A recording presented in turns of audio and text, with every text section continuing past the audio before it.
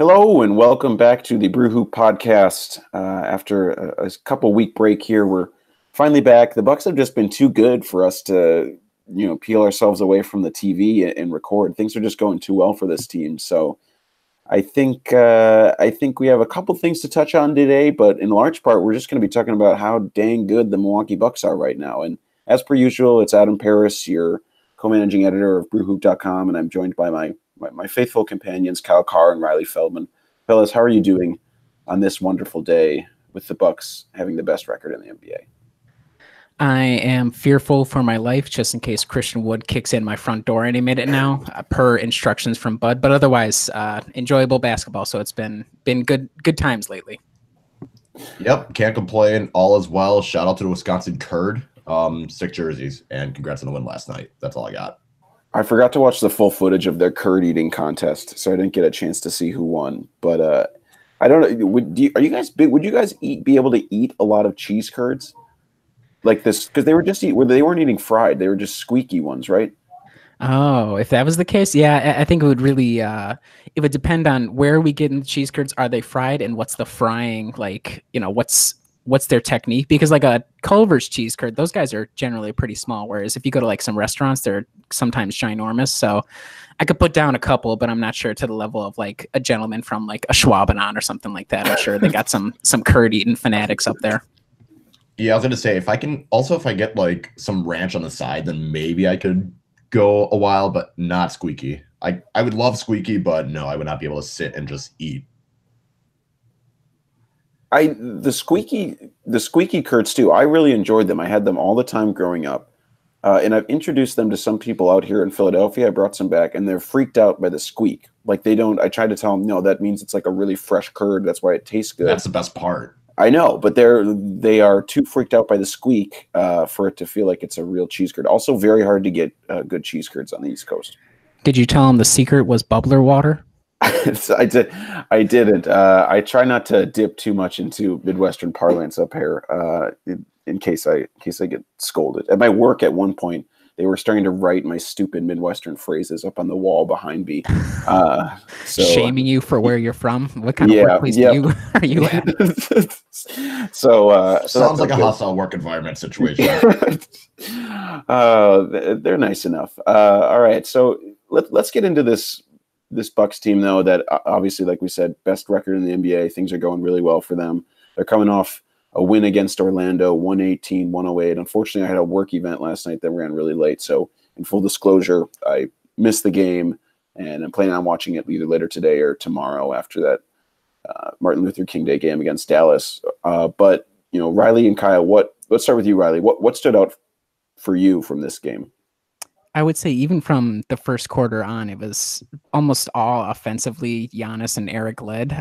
There was like a stretch of, I don't know, 2 or 3 minutes, maybe even longer, where possession after possession, it was walk it up the court. And then it was just a 2-man game down the center between Giannis and Eric, which was interesting. And they kind of continued on, as you could see from the stat line. I think Eric ended up with like 30 points and Giannis 25 or something along those lines.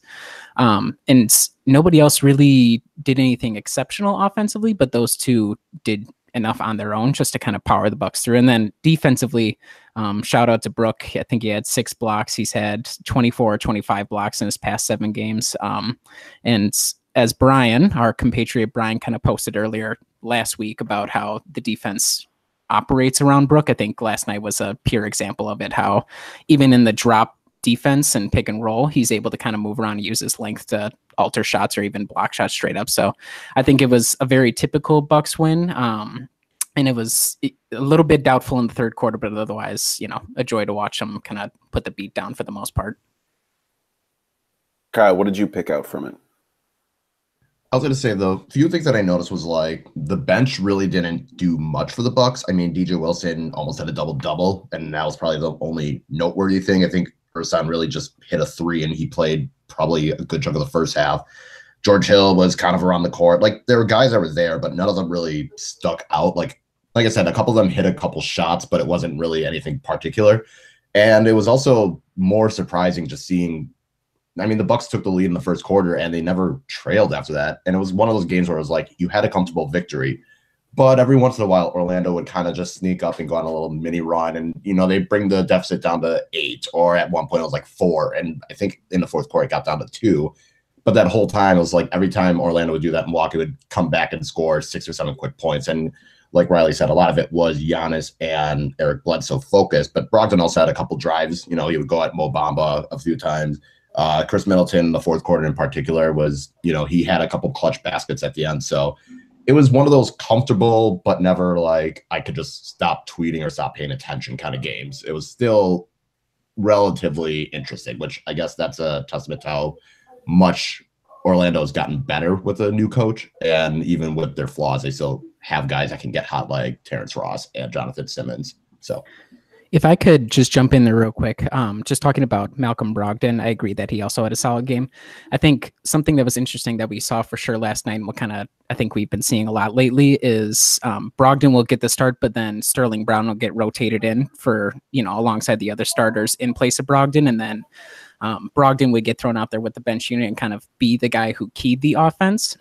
And I think I looked up the net ratings between those two lineups earlier this week, and there's a pretty big discrepancy, at least per NBA.com. I don't know how Clean in the Glass has it, but I think that's a fascinating little fold, a little like strategy. I don't know how much Bud will continue to ride it, or if it becomes something that's more pronounced as the year goes on. But just kind of something to note in terms of lineups that I think will be something that's critical, even in the playoffs, depending on how we use Brogdon. So. Yeah, I think it's an interesting strategy, and we saw him pretty early on in the season. Bud wanted to get Brogdon sort of like in there at the end of quarters and cycle in a wing, and that guy has pretty much rotated as the season gone on. We saw it start with our beloved Dante DiVincenzo, who's now basking with the herd occasionally. And then it was Pat Connaughton for a while, and now, of course, we've seen Sterling Brown sort of put a stranglehold on this role. It's interesting to me that it was rarely ever Tony Snell, even though he sort of came in as the starter from last season and seemed like the guy that would fit there. But Sterling Brown, of course, brings that sort of doggedness defensively that I think really lends a lot to this team. So it's been cool to see him emerge. One of the things that really stood out to me, just briefly looking at the box score, was the 31-2 fast break points. And Milwaukee actually has done, obviously we know how terrifying they can be in transition, and they've done a great job of getting out and running quickly under Bud's new offense. And it was in stark contrast to Orlando's slow it down Steve Clifford pace, I guess. Yeah, there were multiple possessions where even Marcus noted it on the broadcast where they might have had a even numbers advantage coming in fast break, but then I don't know if it was just mandated from Clifford, or again if that's just a strategy that they go for. I don't know what their pace numbers are like, but there'd be multiple times where DJ Augustine would have the ball and he'd slow it down, or whoever it would be. So I think that's a very deliberate thing, which plays to Milwaukee's strengths, obviously, just given the fact that we do score a lot in fast break, but it might be just a coaching strategy, and if it's just developing players this year and see where it goes from there. But I think that's purposeful. Yeah, I think that'll be fascinating because theoretically, when I look at that team, they seem like someone who should. I mean, John Hammond is at the helm with Jeff Weltman, of course, and he created a team that had a bunch of length that would be able to be terrifying in transition, and so. Theoretically, it seems like Orlando should become that team, but I don't know if Steve Clifford's going to want to adapt his offense to that. And I think you're right, Riley, that maybe in his first year, he just wants to get the base principles down for a franchise that's just been sort of wandering in the wilderness for years. And probably will continue to wander in the wilderness, to be honest. But, they're not our problem. We're Bucks fans, so it's whatever. Okay. Kyle, anything else from that game you really want to note? I mean, the 3-point shooting really wasn't there for Milwaukee, and that it's kind of been a weird situation where it's like Milwaukee didn't hit a lot of threes. I think they were like 12 of 30. Yep. So, and they actually hit less threes than Orlando, but it was like the timing of the threes that Milwaukee hit always seemed to be at a big moment, or it was enough to get them up to a 10-point lead. And Giannis even hit a 3 to put Milwaukee up 10. It was like they were able to. They didn't hit a lot of threes, but they hit them at the right moments. And I think Milwaukee winning the rebounding edge was important because, I mean, Vucevic is a big body and he's someone that can get the rebounds. But I don't know. It was a weird game where it was kind of like a ho-hum. This Bucks team is better than Orlando, and you're expecting them to win, and they did. So it's good to see that change of pace compared to, I mean, last year the Bucks probably would have lost that game. just because Simmons would have hit every three possible. Terrence Ross would have hit every three. Milwaukee would have just folded at the pressure at the end of the game. So I think it's just a testament of how much improved that this team is, that it's like, even when Orlando goes on a little run, you know that Milwaukee's going to be able to just, get it together and close the game out. God, I hate Terrence Ross so much. I'm so glad he hasn't been seemingly as much the Bucks killer in Orlando that he was in Toronto. I mean, he was afraid of Giannis when he was going for that layup, and he knew Giannis was chasing him down. He kind of just like threw a circus style layup. It's like, that was relatable. I would probably do the same thing. I'd just be like, throw it in the air and hope for the best. I'm not going to get blocked and put on ESPN for that. Yeah, I definitely would have slowed down the offense on that one and wait for everybody to set up. That would have been it for sure. Hey, coach, watch me slow down the team here. Doing what you say. Doing what you're saying here.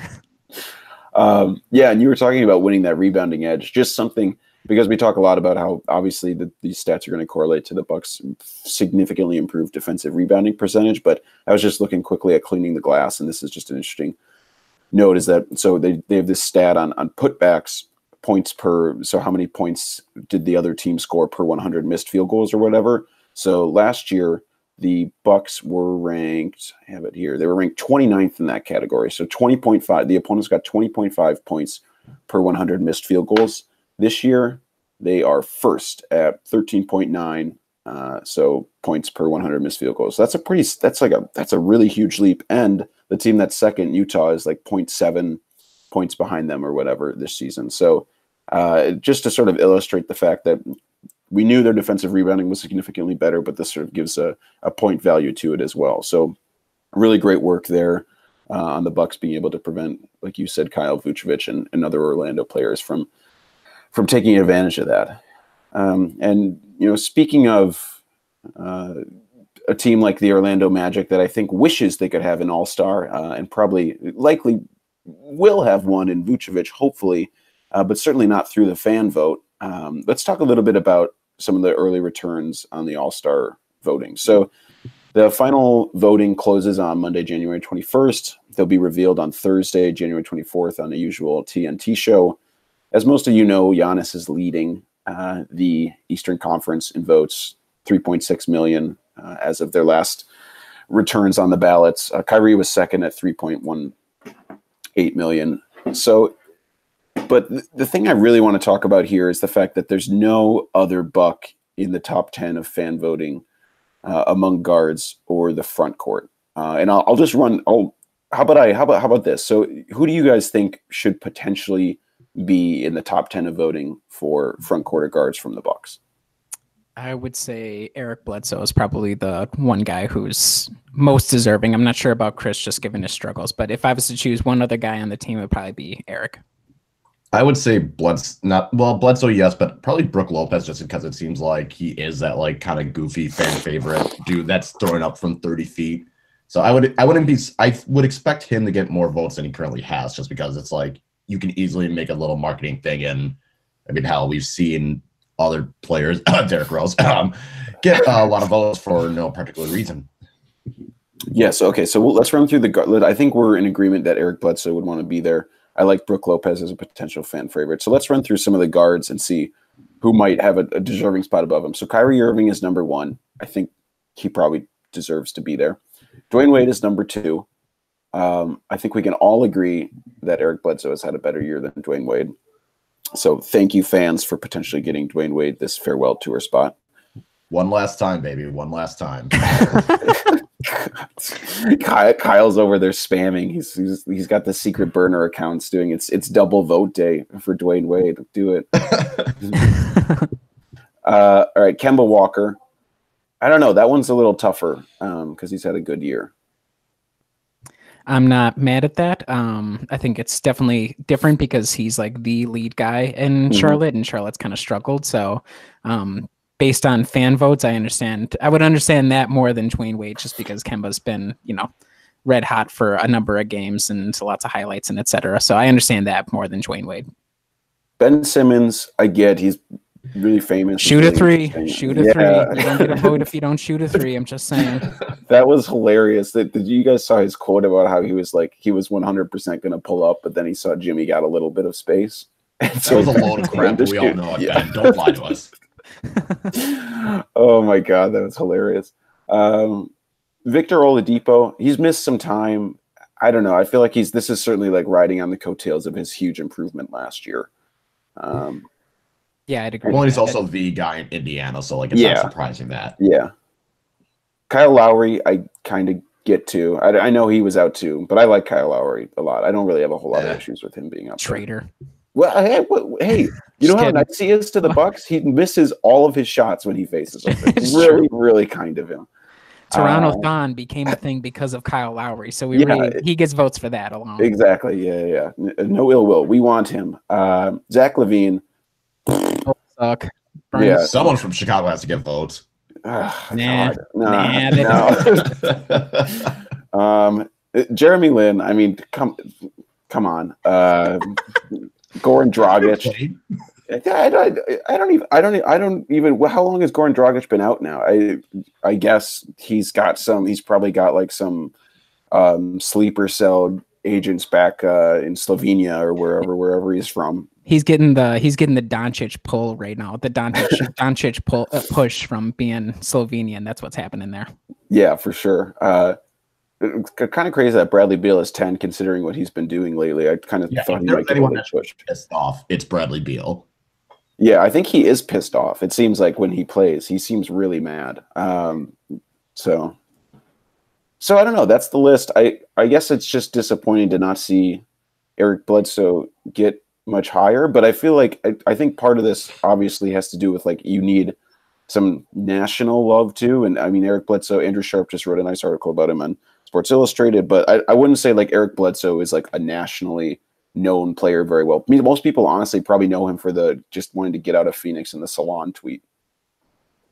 Yeah, there's only so far you can ride the old salon tweet to a all-star appearance. That's not going to push you over the edge. And I think, I think part of it too is, even just looking at his per 36 minute output, it's been super consistent pretty much across the board. Like has more assists, slightly fewer points, but he's having like an Eric Bledsoe season, but slightly more so. So I'm not sure if that alone is enough without, some sort of crazy scoring eruptions for him to get over the edge, just because, everybody hates Milwaukee, bro. Everybody knows everybody hates Milwaukee. So you got kind of that angle. And then, he's not the lead guy. He's kind of sometimes the third option depending. So I think that kind of all contributes to it.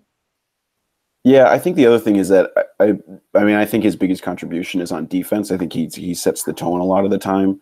And that's just something that unless you're watching the Bucks night to night, you're just not going to notice that stuff or even know about it.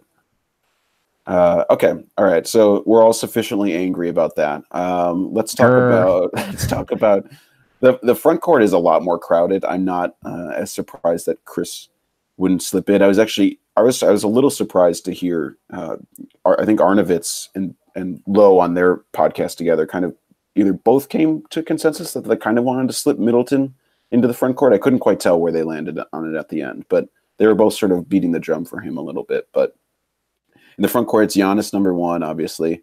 Kawhi's number 2. That makes sense. Joel Embiid is 3.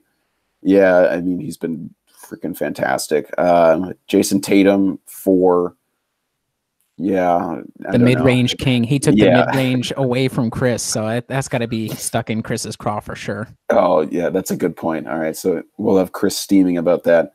Jimmy Butler is 5th. I like the people who are like Jimmy Butler shouldn't get an all-star selection just because he's been destroyed. Yeah, he's been difficult. Yeah. He's been a difficult personality. Blake Griffin is 6th.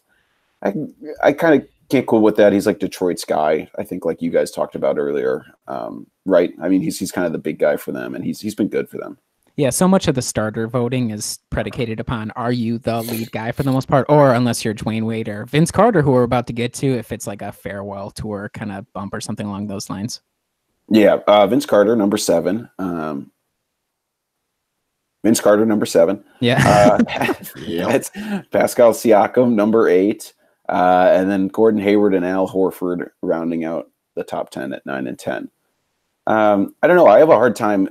Like, I guess it's just so the interesting thing to me is it's like, okay, Toronto has 3 players in the top 10 in voting. Could Milwaukee, and we've seen Milwaukee before, like get behind the Brewers and like do a crazy good job voting for these guys. So I guess it's a little disheartening to not see like a push this season when the Bucks are having such a great year, and not at least even just see like Eric Bledsoe or Chris Middleton, or even like like you said, like a fan favorite, funny one like Brooke Lopez, like you said, Kyle, pushing them into the top 10. I think and it's also weird with the front court because it's like Giannis, Kawhi, and Embiid have over 2 million votes, and then it just drops significantly down to Tatum, who doesn't even have 1 million. So it's like the top three, it's like, yeah, they get all the votes, and it just significantly drops. So the fact that Chris isn't even getting up there is kind of concerning. But I mean, he's definitely better than Gordon Hayward. I guess Siakam has a strong cult following in Toronto, is what I've learned. Vince Carter's getting the Dwayne Wade one last time, notable feature. So it is kind of frustrating because, yeah, we've seen the Brewers go ham on it. I mean, when they got Jesus Aguilar in the All-Star game, that was a prime example of it. But I mean, it's not like the Bucks have really pushed that strongly, I feel like, as much this year with like trying to get All-Star votes for players. Like, it seems like the last couple of years they would try and get like Chris, Jabari, and Giannis all in the All-Star game. And this year it kind of is like, well, we know Giannis is going to get it, so we're not as worried. And we'll still like push for him. I haven't really seen that many tweets for, Middleton or Bledsoe or Brogdon or Lopez. So it's like, I mean, Milwaukee could possibly do a better job at pushing it. And who knows, maybe next year they'll take that into consideration. I think it's just the early returns are just another example of how inherently broken fan voting is. And I think Kyle can correct me, but I believe the actual selection of the starters comes down to a mix of fan voting, media voting, and player voting. So I'm not sure how much that'll change things, but I think it's just another indication that if you're going to involve the fans, there's a chance for wacky stuff or uninformed, like, oh, big name voting. So I'm not too upset about it just because this is like how fan voting works, unfortunately. So the other thing that you're going to have... No, go ahead, Kyle. I was just going to make a joke on how you will have a NHL John Scott situation also with sole fan voting. So the fact that the media and other players have a consideration. It got so close with Zaza. So close with Zaza like 2 years ago. Anyone that heard the Radio Lab podcast on the John Scott All-Star controversy, it's pretty good. So that, if anyone doesn't get my joke, just listen to that podcast. Yeah, listen to that, but then go subscribe and review us on iTunes as well. 5 stars. Yes, 5 stars, please. Yeah. Okay, so then the other thing that I was thinking about was that because the analog, this has kind of been a little bit, Bud has talked about this before in a couple of recent pregame interviews or whatever, is talking about his 2015 team. And I know Frank and Eric have talked about this on Locked On Bucks and talking about the cohesiveness of that unit. And it was interesting. I was reading this article just about how they were like, yeah, I mean, we all should have to go. Like, we all should be in this team. Like, we're a team. This is a team effort, and that's how we make this whole thing go. And then it's kind of funny to just compare that to the Bucks, where it's like, yeah, we're definitely a team. Requires the team to do this, but this is 100% Giannis's team. But it's clear from the fan voting. It's obvious to all of us who are watching. It's definitely Giannis's team. But when you looked at that 2015 All-Star team that hilariously had 4 Hawks on it, the only starter that they didn't even have one starter. Like they didn't have one person win the fan vote with the media. So that team, the starters were John Wall, LeBron James, Kyle Lowry, Paul Gasol, Carmelo Anthony. And so then the reserves were Al Horford, Chris Bosh, Paul Millsap, Jimmy Butler, Dwayne Wade, Jeff Teague, Kyrie Irving, and then Kyle Korver, who replaced Dwayne Wade when he was hurt. So all of basically... Okay, hold on. How the hell was Paul Gasol a starter? I think that was when he was in Chicago, right? Like that was the first Chicago year where how the hell he regularly put up 35 points and 26 rebounds every time they played the Bucks. It was the most infuriating thing ever. So I understand where he's coming from there. I guess my point is that the Bucks might get vindicated here when it comes to the coaching vote. So for all the reserves, basically each coach selects 2 guards, 3 front court players, and 2 wild cards. With each player select ranked in order of preference in the category. So in that regard, I mean, when you're looking at the guards, so I guess if Dwayne Wade gets in, it's going to kind of stink because then each coach only gets to select 2 guards. So they might pick Kemba and Beal. And then I think like at least maybe Bledsoe or Middleton might make it in as a wild card, or at least in the reserves in some way, because I feel like coaches also respect like an incredibly good coaching job, which is part of the reason Atlanta had so many players in that year. So I feel like at least one of those Bucks is going to slip in as a reserve. Yeah, I'd agree with that. I wouldn't be. I doubt two of them will get him, but I bet one of them will get in one way or the other. I think two of them will get it. Whoa. I like that. I like that a lot. Okay, so hopefully, we'll hear the starter thing. That'll be done. We can give up, but we can just wait until Giannis gets to select the teams and we get to see him on that nationally televised thing. I'm glad Giannis wasn't the captain last year when it wasn't televised. I'm glad he is this year when it will be, because that should be a lot of fun. Do we feel strongly whether or not we want Bud to be the coach, or do we care? The coach for the All-Star game, I should say, because I think it's the top coach in each conference, right? I can't remember. So. I can't remember if it was that or who made it to like the championship game the last year. No, didn't Dwayne Casey coach it last year? I thought. Either way, one way or the other, I don't feel strongly about it. Just wanted to see if anybody had a hot take on it. I want Josh Longstaff to coach. What about Coach Brady down in the G League? Let's just throw him in as whatever. Who cares? Just throw him out there, give him some experience, some reps. Okay. All right. All right. So that's All-Star stuff. We'll find out all the starters soon, and hopefully some Bucks slip in as reserves. So the next thing I want to talk about is a little bit of the Bucks. Things have been going incredibly well for the Bucks. They're obviously on a roll now. After that loss to Washington, they've just kind of been obliterating teams, particularly that the Memphis game obviously wasn't close at all, and then the Miami game was just complete sheer and utter destruction. So a couple of things that have sort of been out in the ether that sometimes people have been talking about is the Bucks 3-point percentage dropping a little bit, and it really hasn't dropped too precipitously. So I looked at these stats from the beginning of the season to November 30th. They were 13th in the league in 3-point percentage, 35.8%. Second in raw attempts per game, 40.5 attempts per game. From December 1st and on, they're 24th in 3-point percentage, but they're only down to 34.3%, so not too drastic. Fourth in attempts, 36, and then fourth in attempts per game, 36.1 attempts per game. Have you guys noticed any sort of notable difference in how the team seems to be playing, or some of its shot selection at all? What about you, Riley? Not particularly. I think the one guy that we can kind of rope around, and again, this is probably unfair to him, but I think Chris would probably be the obvious guy that kind of jumps out like, oh, he's not, taking as many threes. And when he first started the season, I think it was like averaging like 8-9 attempts from three. It was like crazy how many threes he was shooting up, and he was shooting a super high percentage. So I think that helped elevate it. And then ever since like the Knicks game and his kind of trouble in December, and I'm not sure how much of it is like, again, mandated, because there was that controversy like, oh, did Bud tell him he can take mid-rangers? But I think he's kind of fallen back a little bit into taking tough mid-range shots, which we love him for, but also drives everybody crazy. And I don't know how much that's deflated just overall 3-point attempt numbers, but otherwise it doesn't seem like the team is playing radically different. I think I'd like to look at Eric Bledsoe's attempt numbers and like what kind of shots he's taking, because it feels like he's doing a lot more on the inside than he was at the start of the season. And he also has a tendency to get the ball wide open and wait like 4 seconds before actually taking the shot. So that's an interesting little fold as well. But otherwise, it doesn't feel like the team's playing radically differently. And that's kind of borne out in the actual like statistical profile and the ranking of the team offensively as well. Yeah, I guess the thing that's kind of stood out to me, Kyle, is that, obviously the statistics tell a little bit different story, but anecdotally, it feels like there's certainly been games where the Bucks haven't been shooting as many threes or making as many threes, and instead they've found other ways to win. What's impressed you about how they've been able to sort of be a little mercurial in that sense offensively? Well, I was definitely going to say, it seems like, they haven't been able to hit threes. I mean, it seems like they're still shooting them. It's just they're not hitting them. But at the same time, I feel like, especially with Bledsoe, Giannis, and even Brogdon, they've just been able to get to the rim a lot easier now, because I think teams have to take into account that Brook Lopez is going to shoot it from 30 feet out.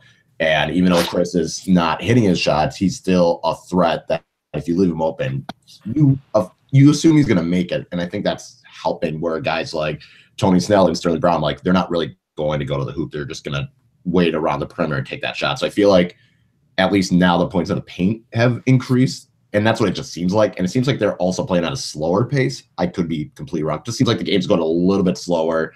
they're not running as much just because, maybe teams are trying to get back on defense as much as they can, or that because they're not taking shots at a quicker rate, that the pace seems a little slower. So I think more points in the paint combined with a slower pace is making Milwaukee seem like offensively they're not playing as well, even though they're still one of the best offenses in the league. All right, so I pulled up some stats from. I was curious about this.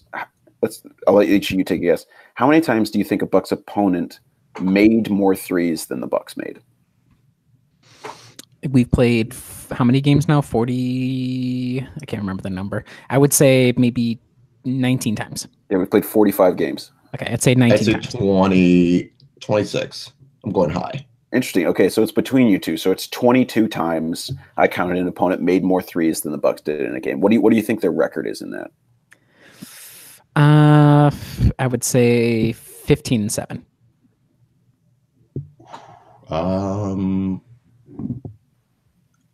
I think it's going to be. Wait, Riley, you said 15-7. Yeah, you can say 22-0. It's fine. No, it's not. I'd say 13-9. All right, you guys are close. So it's 14-8 in those games. We're on a wavelength, Kyle. Yeah, that's kind of creepy. I was actually hoping you'd both be way more off, but that's okay. So they're 14-8 in those games, and then I counted 4 times they've tied the amount, same amount that an opponent made. So obviously we know they give up a lot of 3-pointers to other teams, but I also thought, I mean, some of them were like the other team made like one more 3 than them. But it was interesting looking at their wins and losses, just like the ones, because clearly, they only have 12 losses or whatever on the year. So 8 of those, the opponent made more threes than they did. A little bit of correlation there. We've seen some hot shooting nights from other teams, but some of the games where an opponent made more threes than them, like that, the Houston game, they made way more threes than the Bucks, but that was still like a really quality victory. And I think that was sort of the standout for me of a game where it was clear like the Bucks could win in multiple ways. Like I have my boss is a Houston Rockets fan, and he was like, yeah, I figured if we were just going to keep going off like that, we would win. But the Bucks were just able to take it to them down low, take it to Capella or draw Capella out. And even with, not that many 3-pointers made in comparison to the Rockets who, chucked them up like they were going out of style. And they're clearly not. It was really impressive to me. That win has really stood out to me above a lot of the other ones recently, especially with James Harden still being, as much of a fireball as he is. But the Bucks' ability to sort of make him miss at the end of the game was really impressive. I think it's a testament to like just how important Giannis is, especially in this 5-out offense, where like once you get to the playoffs, like, yes, there's a danger in giving up a ton of threes, but we even saw it, with the Rockets last year where they had a super cold shooting night and that was all she wrote. Whereas, even if the Bucks have a cold shooting night, it's not like this is the entire offense is almost completely predicated upon, just threes and we're just going to get it that way. And then occasionally from the basket, if we need somebody to break an offensive spell, it just Giannis's sheer ability within the paint or whatever, however many guys they throw at him. And then even then that opens up the offense even further. So I think it's a huge testament to how effective the system is and how little deviation there needs to be to find success. And we'll kind of see whether that bears out over like a 7-game series. But I think that's going to be a huge tool to kind of break down opponents that maybe are a little more reliant on like, okay, we're just going to get hot tonight. And if we get hot tonight, we're going to win. So I think it's nice to have kind of multiple approaches. Isn't it crazy we're like 2 years removed from Michael Beasley being like the guy who would do that? Like we needed him to like break down the defense because we were having trouble scoring. That's nuts to me. Yeah. It's crazy how again, it's how much better is the bench. Like it's so wild that just guys we brought in or just, somehow, some way people kind of developing have been such a huge plus just for the bench. And we got killed a lot in, last year's playoffs when we had to go to the bench unit, and maybe that'll be the case again this year, but the depth is wild that we're able to kind of continue on and mix and match and still continue to crush opponents. So it is crazy. And I think you made such a salient point, Riley, is that in the playoffs you saw it. Houston missed what was it, 27 straight threes. Like they're going to get cold, and like the Bucks are going to keep shooting those threes for sure. But they'll have nights where they only shoot 30 or whatever, just like they did against Orlando. And it's so important to have a way to have easy offense to be able to score when your shot just isn't falling from outside, because what shot doesn't typically get that cold? A dunk.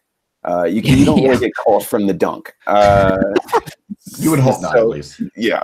So fingers crossed. I hope I didn't jinx him, because Clint Capella was cold from the dunk, I guess, that night for the Rockets, because he was having some tough luck down there. It's the difference. Sorry, go Kyle. Well, I was gonna say, it's kind of funny. Like, a lot of the games that the other team scored more threes than the Bucks, it was a outlier historical performance, like the Boston game at the beginning of the year, Washington this past week. Like, a lot of the games that the Bucks lost where they didn't hit as many threes is because the other team was just shooting ridiculous. Like, I still go back to that Knicks game that went into overtime, and it seemed like every crappy shooter was somehow hitting like 4 of 6 and 3 of 5. And I mean, Noah Vonleh had like 3 threes or something. It's like, this doesn't happen, or it shouldn't happen enough, where if the team's going to have a record night, it happened against the Bucks. So I think that's why I'm not as concerned if another team hits more threes than the Bucks, because it's like, yeah, you can have your outlier performance, but kind of like what you said, Adam, you can't stop a dunk. You can't stop, like, give me layups for Brogdon. Like, it's just not going to happen. Then you throw in DJ Wilson out there, and it's game over at that point. That's a game breaker. Or not. Yeah, nobody else felt really strongly about that one. Never mind. Hey, that he's still working on that part of his game. I'll give him some time. Here's something else that stood out to me, and it's just because there was that, and I hate that it got to me, that dumb, annoying tweet about James Harden with the weird stat about like his percentage of drives per game that didn't even count the fact that you don't really shoot in those drives or whatever, and the free throw percentage that he gets. Bucks Twitter will know it. But if you look at the Bucks, I mean, the fact that they are taking 41.2% of the shots at the rim, which is crazy, and then 38.6% of their shots from three. From three, that's the second highest rate. From at the rim, that's the third highest rate. That is crazy, crazy efficient. The exact formula that you want for a team that's going to score efficiently and effectively. But I guess the main point with the percentage of shots at the rim that I want to bring up is the fact that the Bucks are also, sorry, I had to scroll down really, really far to get there. 19th in free throw rate in the league, which is not great, but it was also kind of interesting because like Atlanta and the Lakers are the two teams above the Bucks in terms of percentage of shots that they take at the rim. And if you look at them, they're even worse in terms of free throw rate. So the Atlanta's ranked 20th at 18.8. And then LA is all the way down at 24th. So I was just like thinking about that in terms of the amount of times the Bucks take shots at the rim. And, I think some of that's probably a little partially due to Malcolm Brogdon, who doesn't draw that many fouls. He kind of just sort of flicks shots up and is able to avoid defenders, which kudos to him. I mean, I kind of wish he was able to go finish more effectively into contact and get those, because he rarely ever misses from the free throw line. But I just thought that was an interesting stat and an addendum to that conversation that's continued. Yeah, I think of all the guys who like play down low, is Giannis really the only guy that fights through contact regularly? And we can complain about his whistle, which is, he got a favorable whistle for like the first time ever against Orlando last night. But his whistle is trash. Okay, yeah, NBA, his whistle it's starting to get like old man shouting at cloud. Yeah. You know what I mean?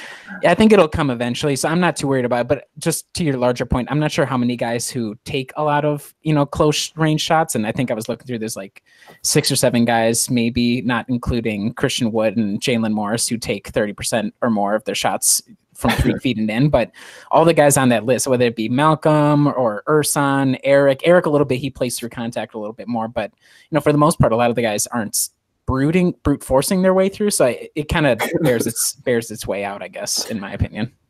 Sorry, I like the idea of them brooding. They're brooding their way. Like, how dare you be in my way? That's like, yeah. I was gonna say, yeah, because it's like if Brook Lopez is ever taking a shot in there, it's mostly just him doing like some crazy dunk, and no one wants to stand in his way when he's getting close to the rim. Or he's doing like a behind, like he's turned his back is to the basket and he just like grandma shots it from like beneath the legs, and then he falls over and makes it. He's the circus shot maestro on this team for sure. Yeah, he's definitely. I'm really excited to see him take Chris's place in terms of just working ISO from the elbow and like right down there in the paint and working his masterful spin around turnarounds.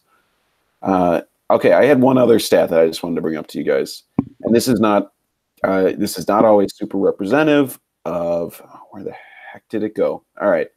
Okay, so the main point is I want to talk about the Bucks bench, which you brought up earlier, Riley, and how effective it has been at being able to plug and play and mesh with just about everyone on the roster.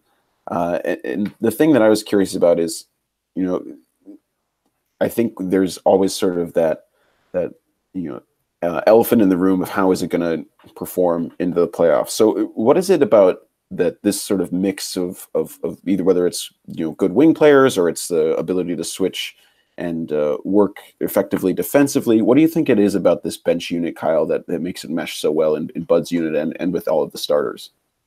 I think it's just the ability that they fit around a couple of the starters, whether it's Giannis, where they can stand out on the perimeter, or if you have like Bledsoe and Brogdon, where you can still go out on the perimeter, but you can set a screen, and both of them are able to get to the rim with such ease. And I think it just helps that, other than Ersan, they're all versatile, where they can play multiple positions and they can guard multiple positions, and they're just able to like interchange seamlessly with some of the other players.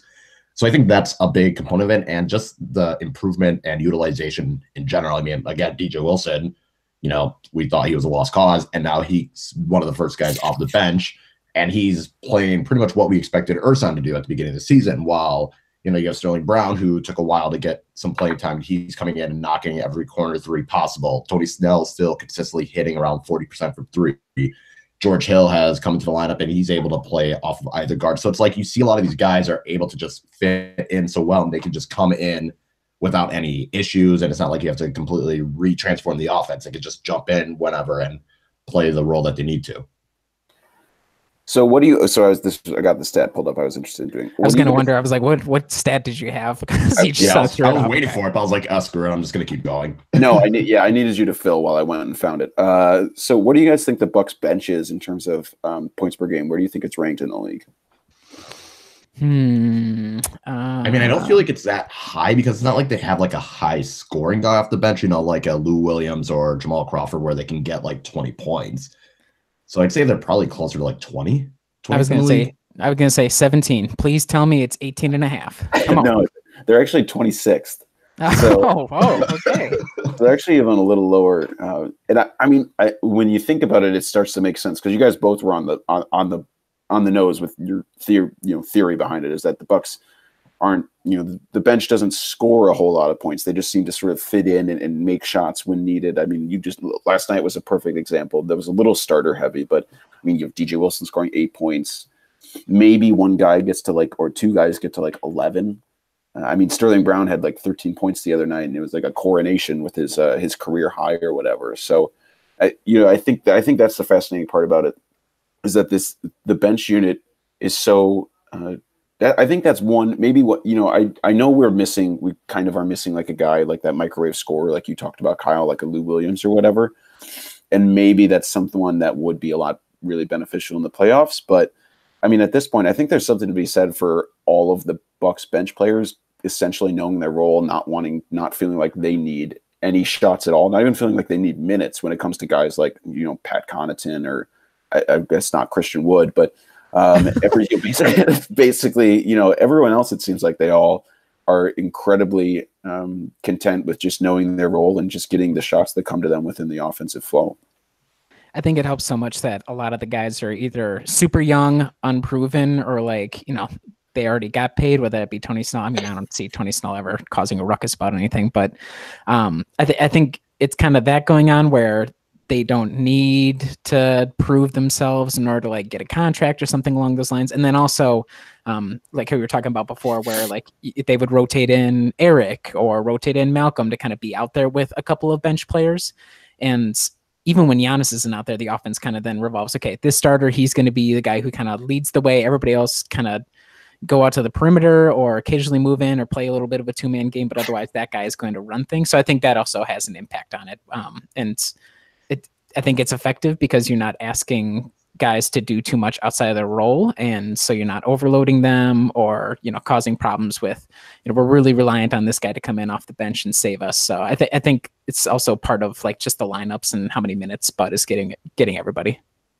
Yeah. When you talk about the deep bench that this team has, I think that is a perfect way to transition into sort of our last bit here is the potential lack of action at the deadline, or even trying to look for buyout candidates on the market. I mean, typically buyout candidates don't even provide that much benefit or value. I think people are overrating the value of a buyout candidate just basically because Marco Bellinelli and Ursan Ilyasova did so well last year. It's so crazy.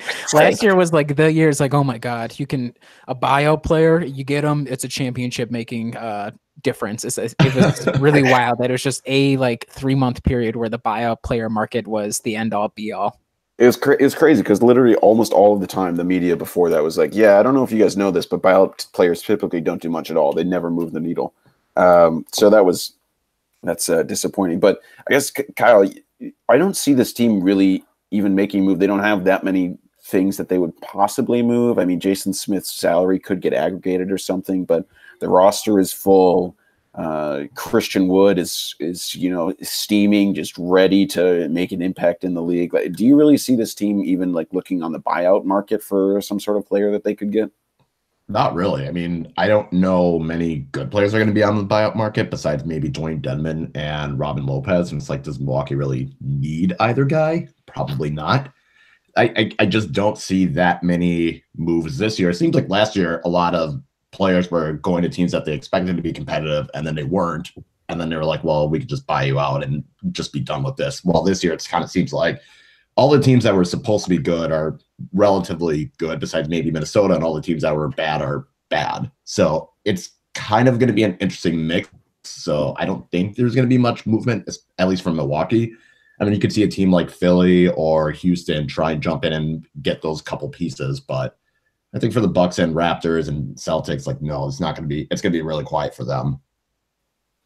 I would agree with that. And I think also part of it too is a lot of the buyout guys in years past would be like, okay, we're the Atlanta Hawks and so we kind of giving it a go, but our season's over. If we can trade this guy, great. Otherwise, get out of here so we can lose some more games and give young guys minutes. But now that lottery odds have been kind of shifted a little bit and you don't need to be absolutely awful to have decent odds at a high pick. I'm not sure how much, if there's less incentive for teams to even buy guys out or just leave them like, whatever, like we'll win a couple games, but it's not the end of the world. So I think that's going to impact it as well. So, but I agree that there's probably nobody, no big difference maker who's going to be on the buyout market that will make a huge impact here in Milwaukee, given how deep the team is generally. Yeah, and obviously this team already made, I would say, the big trade they're probably going to make this year, getting rid of jettisoning Henson and Dellavedova and getting back George Hill, his expiring contract, and Jason Smith. So I'm not expecting to see a whole lot of action leading up to the deadline. But one guy who is seeing some action is Christian Wood in the G League. And Riley, I'm just going to clear the floor for you to talk about his I know you said he might be kicking at your door. So if he's not inside yet, I'll let you speak a little bit to how excited he seems to be to play. It's I think I just heard some pounding at the door. So if I just cut off, it's not my Wi-Fi. It's because Christian Wood just decimated me. No, it's I think. So for those who don't know, Christian tweeted last night after the Herd game, or the Curd game, whatever you want to call it. That no, it was only the Herd game. That time. It was only the Herd. Okay, never mind. So he tweeted last night that before he had been last assigned to the Herd, Coach Bud had told him to pretty much stay ready, and his time was coming, essentially. So I think it's probably more of a nod to like how good Bud is at like keeping contact with these guys, even on the, like, obviously Bud is not oblivious to the fact that Christian Wood would really, really like to play. And I don't know if like Jason Kidd would have been the greatest at like handling that kind of personality. But I think I'm not sure if there's really much of a place right now, just given the way the team is playing for Christian Wood, because, what is his role even on the end of the bench or like at the end of the rotation, but he's been just decimating people in the G League. So I think, if anything, props to Bud for keeping in touch with this player, making sure, hey, you're getting a lot of time in the G League. Yes, I know you're upset that you're not getting a ton of time up here, but, stay ready, be ready, that kind of thing. So I'm not sure if we'll ever see a lot of Christian Wood minutes this year, barring injury, which may still happen, but he's excited, and I'm happy that we've moved on from thinly veiled subtweets about not getting time with the Bucks to like, oh, I'm just going to go and kill everybody in the G League and wait for my time. So. Yeah, I'm glad a little bit of the passive aggressiveness has left the tweets, and we just got a little more straightforward one, even if it is. I envision it. Now it's just overly aggressive. Now it's just straight up aggressive. I envision it. It's just like such silly coach speak. It's like, He's just like Stay ready. Out the door, and he's like, "Hey, Christian, stay ready." And that was it. And then Christian had to get on the dang bus up to Oshkosh. But you know what? Good for Bud. Good for Bud. Coach Lear. All right. The last thing let's talk about is before we look ahead and we do a very brief Dante's Inferno. Yes. Yes. Bonzi Colson is the new two-way player for the Bucks. They got rid of Jalen Morris. RIP. You did really well in that one game where you played over Sterling Brown, and we all got mad. Wait, who's this we? I don't remember getting mad about this. Sorry, just me. Okay. So Bonzi Colson was he's like a 6'5" guy with a decent wingspan out of Notre Dame. He was a preseason All-American his senior year, but had a foot injury, so his season was kind of cut short by that. He's been spending time basically with I believe it was the Canton Charge, some time down in the G League, and he seems like a decent type of wing, like the same kind of guy that the Bucks have been bringing in to sort of fill these two-way contracts, in the post Bronson Koenig era is these wings that can, I guess they also have Trayvon Duval, but Colson seems interesting. He's a fascinating person because he would play center at Notre Dame, even though he was only 6'5", which was a really interesting positional capability for him. But our guy Dakota Schmidt, who helps out at Brew Hoop and writes over at Ridiculous Upside, seems to like him. Says he has some decent defensive ability, can hit the three decently well. He seems to be striking pretty well in the G League after some okay season shooting at Notre Dame. So I don't know, Kyle, anything super excite you about Bonzi Colson? I mean, he seems like a guy that kind of like with Trayvon Duval, where he has pedigree and he has that kind of following where it's like you knew he was like a good player at some point, and it's just a matter of will that translate to the Bucks roster, and if it does, like what happens after that. So I think that's going to be the interesting part about it. Is he's someone that again was a preseason All-American. He seems to have fit in with the herd pretty well. He's already gotten off and had a couple good scoring nights. I can pull up the stats later, but he's just someone that's like, if he it's a low risk, high reward kind of guy where if he comes in and plays well, sweet. If he doesn't, all right, you bring in the next two-way guy. So kind of fits the mold of all like Trayvon Duval of having the pedigree, but I don't think he's going to get much playing time in Milwaukee, and he'll just like ride it out with the herd for a while. Yeah, that's kind of been the way these two-way contracts are going. It's tough for me to get super excited about any of these guys. I mean, at least it's like a guy that people seem to like. That's about all I can say for it. It's better that than someone who people are like, what the heck are you doing with your two-way contract? So the Bucks have really seemed to be utilizing those pretty well since those first two selections. All right, let's do a really quick move on to our briefest Dante's Inferno segment yet. Here we go. All right, guys, I have very little for this, almost nothing. This is going to probably be more like a Dante's like pan fire. He was just like cooking up some scallops or whatever, that kind of thing. So, Kyle, do you have anything for Dante's pan fire? I do. On Wednesday, he played with the Wisconsin Herd. That game was at like 1:00. It was elementary school day, which begs me to question, shouldn't the kids have been at school? Like, what the hell's going on? That's what is the state of education in Wisconsin? Damn it. Well, I mean, it is the state of education in Wisconsin. No more comments on that. Moving on. But he played 13 minutes. So he didn't even play that much. He didn't really shoot the ball well. He was 3 of 7 from the field, hit a couple free throws. Didn't really have much in terms of rebounds and assists. Had 9 total points and was a -18, and the Herd got crushed through that game. So, yep, just a ho-hum, not a lot of Dante action, and the Herd losing, unfortunately, again. So that's all I got, sadly. Riley, didn't you have something? You had something brief, right? The only brief thing I have about Dante is he has replaced Rashad Vaughn as the pregame dance guy, and so I'm not sure if that's the darkest timeline or maybe he'll break out of that. The one thing that Dante has going for him is he appears, at least per the broadcast, to be paying attention during timeouts instead of meandering on the outside and staring at the camera. So I guess we probably should have seen that as a red flag for Rashad when like every timeout he was just like, I miss that guy. No, I don't really have much for Dante. I don't know. I think I'm not sure if I will condemn his season. I think it's, again, probably more so we just have other guys who are playing better at the moment, and maybe he'll get a shot. But I'm not like super upset that he's not getting a lot of minutes. It's whatever.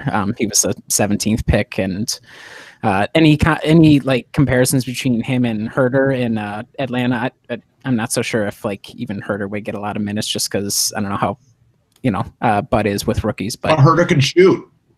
Yeah, and he's super pale, so he reminds me a lot of myself out there. So I feel a little bit of in that regard. But otherwise, I don't know. I don't have strong feelings about Dante besides his dancing. All right. Well, kindred spirits, Riley and Kevin Herder. All right. Let's look ahead to the Bucks' upcoming schedule. So Monday, January 21st, matinee game on MLK Day against Dallas. Friday, January 25th against the Charlotte Hornets. Sunday, January 27th against OKC. That's at OKC. That's the start of a 5-game road trip for the Bucks. That's not Tuesday, January 29th is at Detroit. Is that the last Detroit game of the year? I kind of hope it is. I don't really feel like I need to see Detroit anymore. Yes, it is. Okay. Yeah. Thursday at Toronto. That should be a really good game. Hopefully Kawhi doesn't sit. Saturday, February 2nd, they are at Washington. Get their revenge. And then Monday, February 4th at Brooklyn, they wrap up that 5-game road trip. So, guys, what do you have as your predictions for those 7 games? Counting them up here, I would go 1, 2, 3, 4, 5. I would go. Geez, I don't know, Kyle. Do you have a strong feeling one way or the other? Otherwise, I would say 5-2. I'll go 5-2. 6-1. Whoa! And the one loss is going to be to Brooklyn because I feel like Brooklyn's going to be. So. All right. Either Brooklyn or OKC. It's going to be one of those. They're beating Toronto, and then all those Raptors fans that were in my mentions will shut up and never come back. All right. Well, that's good for Kyle. I went 5-2, same as Riley. I think they're just gonna take care of business here and probably maybe lose at OKC and Toronto. I just think those are going to be really tough road games. OKC gets super, super loud. They've had some issues defensively lately, but I think Paul George. Sorry, I was, sounds like a fullback for the bad. I know. I was up way too late last night. Right. I think he'll do some decent stuff. Freaking fullback Paul George sounds like a Red Grange or whatever. Jesus, I'm losing it. All right. Paul George will do some stuff, and then they'll lose. They'll go 5-2. Riley, any extra comments? No, not really. I agree that Detroit, it feels like they're a team that we play about 30 times a season for whatever reason. And I will also, is this the last Washington game of the year? Do we know? The last Wizards game, I should say, because the fewer amount of times we have to have the direct Chris Middleton to Bradley Beal comparisons just for everybody's sanity. I think that would be better for everyone. So sooner we get done with those games, the better. I think they still played the Wizards like 2 more times. Damn it. I don't know. Right. I feel like they play them 3 or 4 times this year.